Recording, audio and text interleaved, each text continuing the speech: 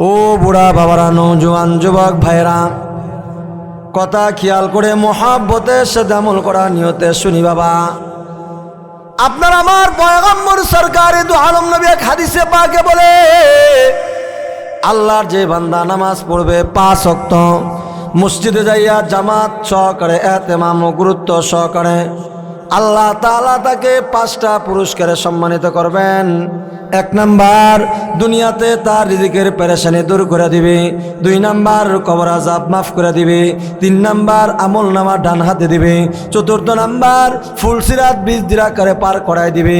5 number, এমন নামাজি বান্দাকে চিরদিনের জান্নাতের মালিকানা দিয়া দিবে। এই জন্যে আজকের থেকে আমরা নামাজ কয়েকটা পড়ব। কয়দিন? একদিন না প্রতিদিন? মৃত্যু পর্যন্ত প্রতিদিন 5 ওয়াক্ত নামাজ কারা কারা পড়বেন?